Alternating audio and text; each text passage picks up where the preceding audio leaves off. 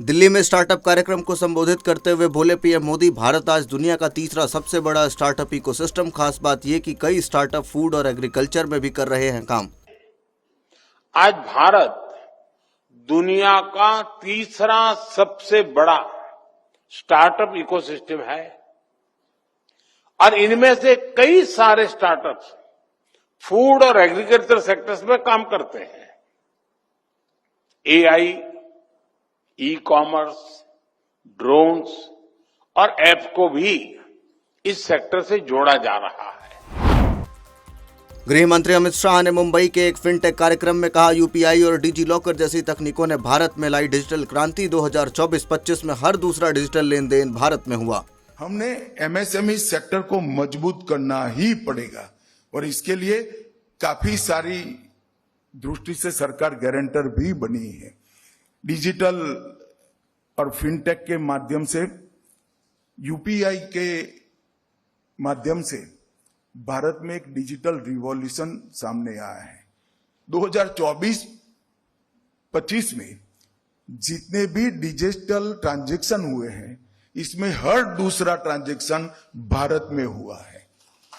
10 साल पहले इसकी कोई कल्पना नहीं कर सकता था कि भारत के अंदर डोसा बेचने वाला भी डिजिटल ट्रांजैक्शन से अपना पेमेंट लेगा या सब्जी बेचने वाली बहन भी डिजिटल ट्रांजैक्शन से पेमेंट करेगी। गिरिराज सिंह ने राहुल गांधी पर साधा निशाना। कहा, राहुल गांधी सामान्य परिवार में जन्म लेते तो गांव में कोई नहीं पहचानता। मोदी जी गरीबों के लिए कर रहे हैं काम और दुनिया में बढ़ा रहे हैं भारत का गौरव।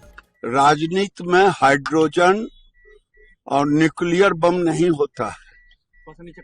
राजनीति सामाजिक सरोकार का है और लोकतांत्रिक व्यवस्था का है, आग लगाने का नहीं है।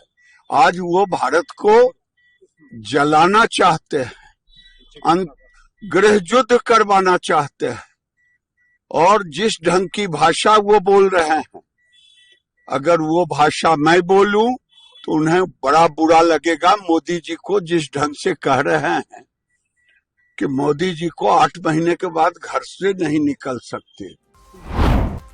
उमर अब्दुल्ला ने रियासी में आपदा राहत कार्यक्रम के दौरान ले हिंसा पर कहा, कीमती जाने गई हैं, कानून हाथ में न ले लोग।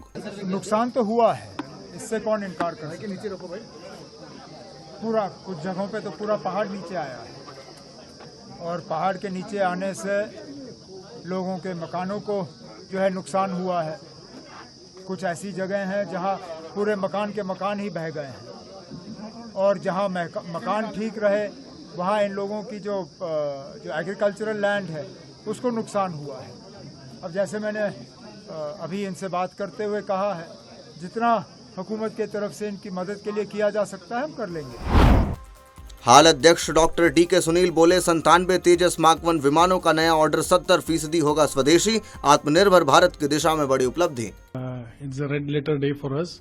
This follow-on order of 97 LCA Tejas Mark 1 Alpha. This is a follow-on order with the fighters and trainers. And the significant part is that there will be 70% indigenous content in this. Compared to the earlier one, the indigenous content is much more. So we will be integrating the indigenous radar, indigenous EW suite and many other equipment.